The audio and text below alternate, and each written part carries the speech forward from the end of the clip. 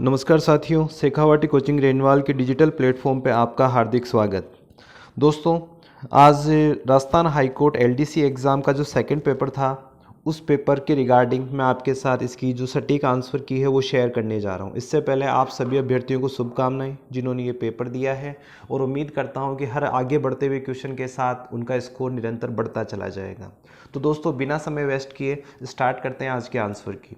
तो दोस्तों, सबसे पहले जीके का पोर्शन में ले रहा हूँ, और जीके के पोर्शन का जो सबसे पहला प्रश्न है वो है कि वर्तमान में भारत के चीफ ऑफ डिफेंस स्टाफ यानी सीडीएस कौन है। चीफ ऑफ डिफेंस स्टाफ यानी सीडीएस कौन है।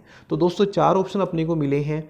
Air chief marshal Rakesh Kumar Singh Bhadauria, admiral Karambir Singh, lieutenant general Anil Chauhan और विपिन रावत। तो दोस्तों, इसका जो सही जवाब है वो है लेफ्टिनेंट जनरल अनिल चौहान। इसके अलावा जनरल विपिन रावत की बात करें तो ये भारत के पहले सीडीएस थे जो एक हेलीकॉप्टर दुर्घटना में इनकी मौत हो गई थी। इन्हें हाल ही में 2022 में मिला है पद्म विभूषण पुरस्कार। और लेफ्टिनेंट जनरल दूसरे सीडीएस हैं, भारत के दूसरे सीडीएस से फिलहाल केवल दो ही बने हैं, स्वर्गीय विपिन रावत और जनरल अनिल चौहान। ओके, अगले प्रश्न पे चलें। अगला जो प्रश्न है, निम्न में से चंबल की सहायक नदी नहीं है, सहायक नदी है, निम्न में से चंबल की सहायक नदी है। तो दोस्तों, चंबल की सहायक नदियों में दिया है बनास, लूनी, जवाई और माही। तो हमें पता है कि चंबल की सबसे बड़ी सहायक नदी कौन सी है, बनास है। तो ए ऑप्शन आपका सही है। अगले प्रश्न पे चलें कि सूची ए वह सूची 2 को सुमेलित कीजिए और कूट में सही उत्तर जचाइए। तो दोस्तों, ऐसे प्रश्नों के बारे में बार बार कहता हूँ, आप ऐसे प्रश्नों को इस तरीके से सॉल्व करें कि आपको सबसे ज़्यादा कॉन्फिडेंस किस पे है। मुझे कॉन्फिडेंस है कि ईसरदा जो बांध है वो सवाई माधोपुर में स्थित है, और जो पिचियाक बांध है वो जोधपुर में स्थित है। मैं इसी के बेस पे चल पड़ता हूँ कि ए में ऑप्शन ग होना चाहिए। तो ए में देखा तो केवल 3 वाला है, उसमें ग आ रहा है, तो पहली बात तो ये सही। फिर एक बार और क्रॉस चेक कर लेते, पिचियाक बांध जोधपुर यानी ब में क होना चाहिए, तो ब में क। अब कोई संभावना ही नहीं है गलत होने की, तो आपका जो ऑप्शन 3 है वो सही है। ठीक है, बाकी सेई बांध उदयपुर में है, छापरवाड़ा बांध जयपुर में है। ओके, अगले प्रश्न पे चले। अगला जो प्रश्न दिया गया है वो हिस्ट्री से है। जय सिंह को मिर्जा राजा की उपाधि किसने दी थी। जय सिंह को मिर्जा राजा की उपाधि किसने दी थी। तो दोस्तों, जय सिंह को मिर्जा राजा की उपाधि देने वालों में है अकबर, जहांगीर, शाहजहां या शहजादा शुजा। तो दोस्तों, सही जवाब है शाहजहां। सही जवाब है शाहजहां, और इसने 1637 के अंदर जय सिंह को मिर्जा राजा की उपाधि दी थी। अगला प्रश्न, राष्ट्रपति द्रौपदी मुर्मू, राष्ट्रपति द्रौपदी मुर्मू कहाँ की राज्यपाल रह चुकी है। राष्ट्रपति द्रौपदी मुर्मू राज्यपाल, राष्ट्रपति बनने से पहले कहाँ की राज्यपाल थी। तो दोस्तों, द्रौपदी मुर्मू इससे पहले झारखंड राज्य की राज्यपाल थी, झारखंड राज्य की राज्यपाल थी। अगर इसी प्रश्न को हम राजस्थान के संदर्भ में लें तो श्रीमती प्रतिभा पाटिल, श्रीमती प्रतिभा पाटिल जो कि राष्ट्रपति भी रह चुकी है, वो इससे पहले राजस्थान की राज्यपाल भी रह चुकी है। अगले किसी एग्जाम के लिए इस प्रश्न को आप ध्यान रखना कि प्रतिभा पाटिल किस राज्य की राज्यपाल रह चुकी है। तो राजस्थान की राज्यपाल भी थी और आगे चल के बन गई थी राष्ट्रपति, जैसे द्रौपदी मुर्मू झारखंड की राज्यपाल रही और बाद में बन गई राष्ट्रपति। चलिए अगले प्रश्न पे आते हैं। अगला जो प्रश्न है, वर्टिशोल मृदा मुख्यतः किस जिला समूह में पाई जाती है। वर्टिशोल मृदा किस जिला समूह में पाई जाती है। ऑप्शन है सिरोही उदयपुर, कोटा बूंदी, झुंझुनू सीकर, गंगानगर हनुमानगढ़। तो दोस्तों, मैंने पिछले भी जब ये आंसर की सोल्व करी थी तब मैंने वर्टिसोल, एंटीसोल, एल्फीसोल सारी मृदाओं के बारे में बताया था। और वर्टिसोल्स जो है वो आपके हाड़ौती वाले क्षेत्र में आती है, कोटा बूंदी क्षेत्र में आती है। तो इस मिट्टी को हम क्या कहेंगे, वर्टिसोल। और एक तरीके से इसके अन्य नाम की हम बात करें तो इसे काली मिट्टी, मध्यम काली मिट्टी, रेगुर मिट्टी, कपास मिट्टी, और एक ऐसी मिट्टी जिसमें बिना खाद डाले कई महीनों तक, कई वर्षों तक उपजाऊ रहने वाली मिट्टी है, वो वर्टिसोल है। तो सही जवाब है आपका कोटा बूंदी हाड़ौती प्रदेश। अगले प्रश्न पे चलें। क्षेत्रफल की दृष्टि में सबसे बड़ा जिला कौन सा है। क्षेत्रफल की दृष्टि में सबसे बड़ा जिला कौन सा है। तो दोस्तों, हो सकता है ये जो प्रश्न है वो इसी बार के लिए बना हो, क्योंकि अगली बार जब एग्जाम होगी तो जिलों का क्षेत्रफल सबका बदल चुका होगा। फिलहाल क्षेत्रफल की दृष्टि से सबसे बड़ा जिला है आपका कौन सा, जैसलमेर, 38,401 वर्ग किलोमीटर। उसके बाद में राजस्थान कहा जाता है बाड़मेर। ठीक है, तो नंबर 1 पर है आपका जैसलमेर है। क्षेत्रफल की ओ सॉरी, ये प्रश्न थोड़ा सा कन्फ्यूजिंग होगा, लास्ट में मैं इसे सर्च करके बताता हूँ, क्योंकि जैसलमेर भारत का यहाँ पे हो सकता है अगले ने भारत का पूछा हूँ। एक मिनट, इसको मैं स्किप करूँगा। आगे देखते हैं। जनवरी 2023 में पाकिस्तान का प्रधानमंत्री कौन था? जनवरी 2023 में पाकिस्तान का प्रधानमंत्री कौन था? तो चाहे पाकिस्तान का प्रधानमंत्री कोई भी बने, उसकी दशा निरंतर क्या चलती जा रही है? खराब ही चलती जा रही है। और वो था शाहबाज शरीफ। शाहबाज शरीफ था, उससे पहले इमरान खान थे। अगले प्रश्न पे चलें। भारतवर्ष में निम्न में से किस खनिज की 90% से अधिक आपूर्ति राजस्थान से होती है? तो दोस्तों यहाँ पर है चांदी। चांदी की आपूर्ति 90% तक कहाँ से होती है? राजस्थान से होती है। और चांदी की अगर मैं खान की भी बात करूं तो जावर की खान इसके लिए फेमस है। जावर कहाँ पर है? उदयपुर में है। और इसके साथ आगे और बताऊं कि जावर की खानें महाराणा लाखा के शासनकाल में खोजी गई थी। महाराणा लाखा के शासनकाल में खोजी गई थी। ठीक है, तो चांदी है जिसका 90% से अधिक आपूर्ति राजस्थान करता है। अगला प्रश्न, पीथल और पाथल किस कवि की रचना है? पीथल और पाथल, तो पीथल और पाथल दोस्तों कन्हैयालाल सेठिया की रचना है। किसकी रचना है? कन्हैयालाल सेठिया, जिसमें पीथल है पृथ्वीराज राठौड़ बीकानेर वाले और पाथल है महाराणा प्रताप। तो महाराणा प्रताप और पृथ्वीराज राठौड़ के मध्य एक संवाद का वर्णन है, जिसकी शुरुआती लाइनें होती है जिस कविता की, हरे घासरी रोटी ने जद बन बिलावड़ो ले भाग्यो। ये वाली जो पोइम है वो पाथल पीथल है और ये कन्हैयालाल सेठिया के द्वारा लिखी गई है। अगले क्वेश्चन पे चलते हैं। दस्तावेजों को डिजिटल फॉर्म में रखने के लिए भारत सरकार की ऐप का नाम क्या है? भारत सरकार ने कौन सा ऐप बनाया जिसमें फॉर्म डॉक्यूमेंट्स को आप डिजिटल रख सकते हो? तो वो है दोस्तों digi locker. Digi locker, digi locker में आप अपने दस्तावेजों को डिजिटल फॉर्म में रख सकते हैं। अगले प्रश्न पे चलें। निम्न में से कौन सा नृत्य राजस्थान से संबंध नहीं रखता? निम्न में से कौन सा नृत्य राजस्थान से संबंध नहीं रखता? तो दोस्तों कालबेलिया राजस्थान में है, गैर राजस्थान में है, घूमर राजस्थान में है। घूमर तो राज्य नृत्य भी है, केवल झूमर ये राजस्थान में बहुत कम प्रचलित है। तो सही जवाब होगा झूमर। अगला प्रश्न, सलादीपुरा सीकर में कौन से खनिज का उत्खनन किया जाता है? सलादीपुरा सीकर में कौन से खनिज का उत्खनन किया जाता है? दोस्तों पाइराइट्स। पाइराइट्स खनिज का उत्खनन होता है कहाँ पर?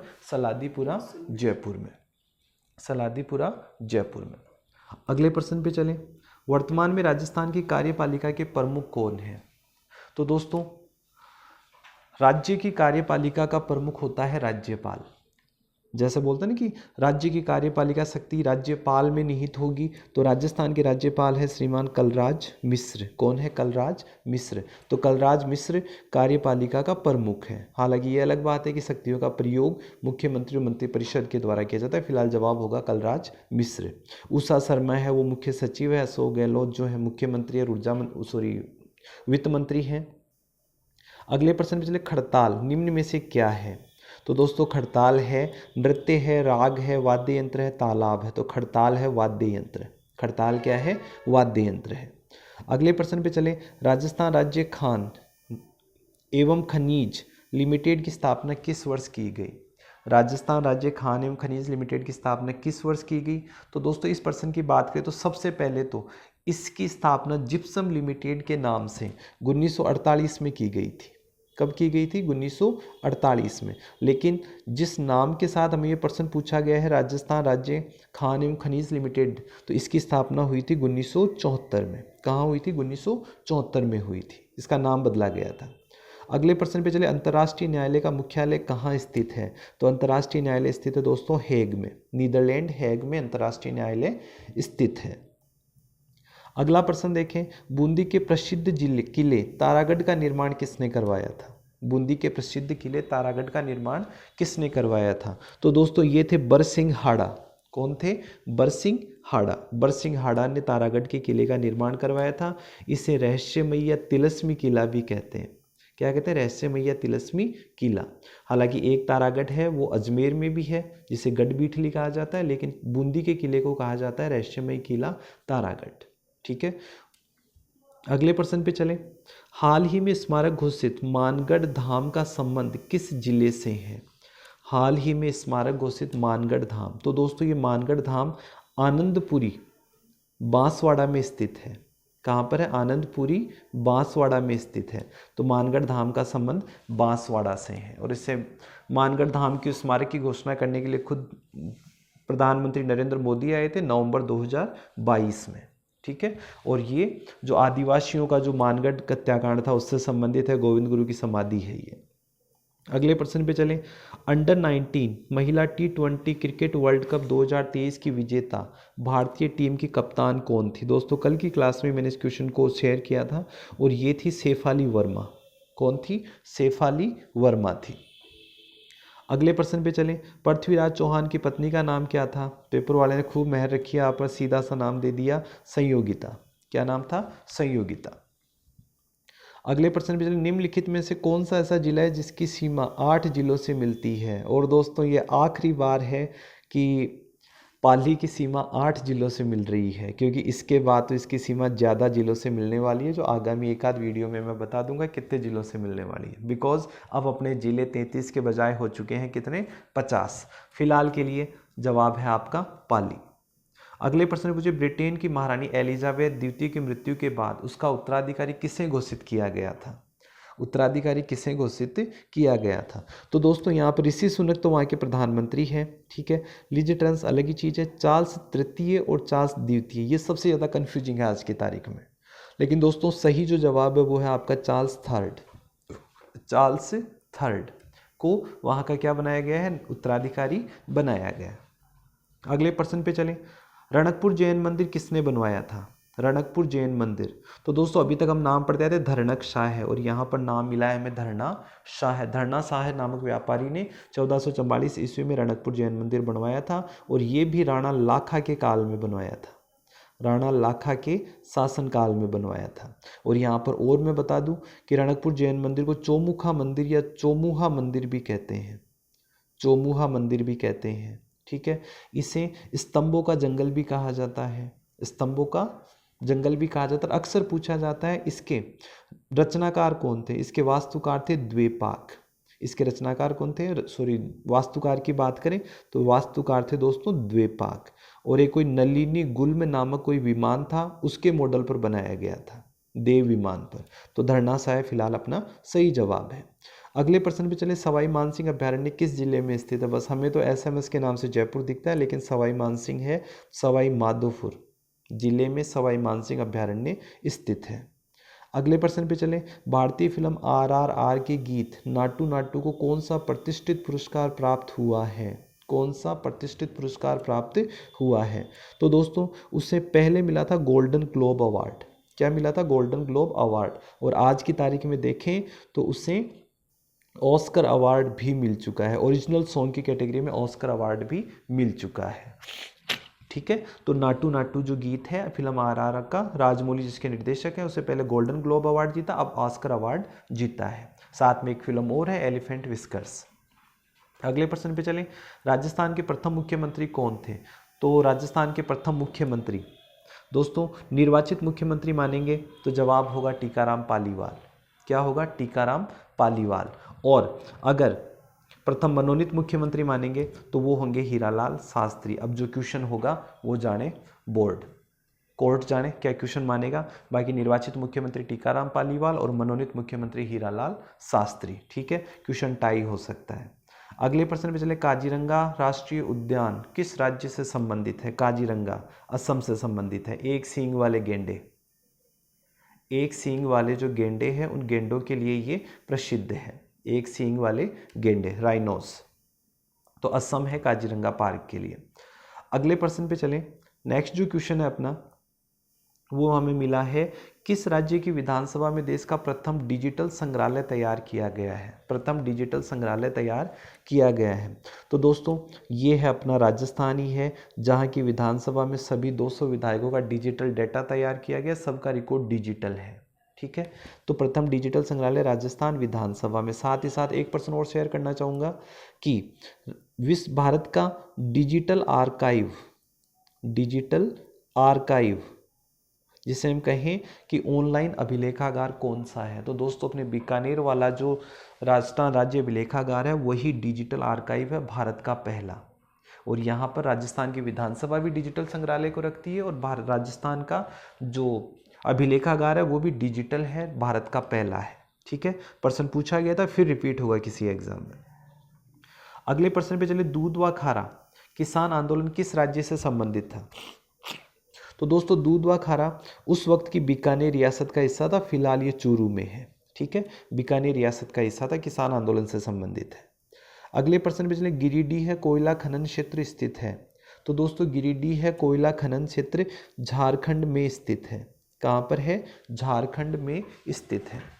अगले प्रश्न पे चले, राजस्थान के किस स्थान से जियो की 5G सेवा आरंभ की गई? तो दोस्तों जियो की जो 5G शुरुआत की गई वो तो करी गई है आपके जयपुर से। कहाँ से? जयपुर से। अगले प्रश्न पे पहुंचे, नेक्स्ट जो क्वेश्चन है, बेणेश्वर का मेला कहाँ लगता है? बेणेश्वर का मेला लगता है दोस्तों माघ पूर्णिमा को। कब लगता है? माघ पूर्णिमा को लगता है। इसे आदिवासियों का कुंभ कहा जाता है। अगले प्रश्न पे पहुंचे, अरावली जिला निम्न में से किस राज्य में स्थित है? तो दोस्तों अरावली जिला गुजरात में स्थित है। गुजरात के कुछ जिलों का नाम बदल दिया गया था, जिसमें अब जिला बना है नया, कौन सा? अरावली। ठीक है, तो अरावली जिला गुजरात में स्थित है। जनवरी 2023 में स्काउट गाइड राष्ट्रीय जम्बूरी का आयोजन किस स्थान पर किया गया? तो दोस्तों कई बार बता चुका हूँ, रोहटपाली में। निम्बली ब्राह्मणान जो गांव है रोहटपाली में, इसकी स्थापना की गई है। इसके आयोजन किया गया 4 से 10 जनवरी के मध्य।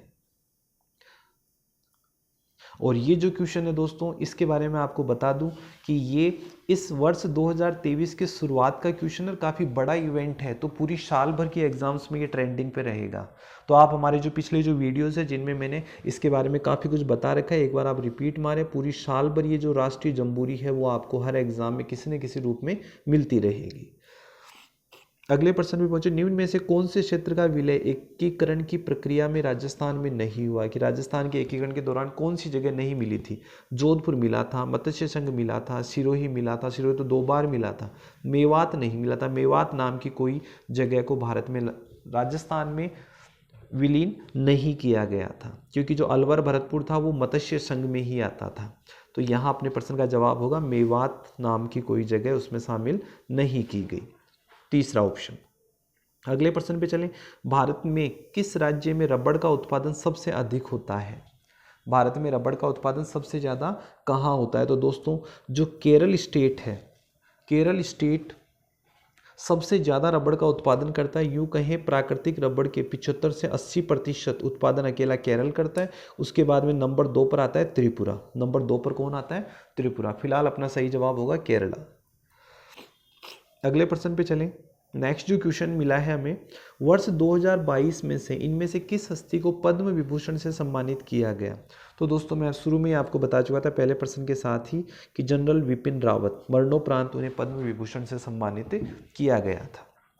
अगले प्रश्न पे चलें, अजमेर की प्रसिद्ध दरगाह निम्न में से किससे संबंधित है? शेख बुरहान चिश्ती, ख्वाजा रसूल साहब, ख्वाजा मोइनुद्दीन चिश्ती। तो दोस्तों यही अपना सही जवाब, ख्वाजा मोइनुद्दीन चिश्ती। और अभी यहाँ पर 811वां उर्स कंप्लीट हो चुका है जनवरी में, ये भी याद रखना, 811वां उर्स।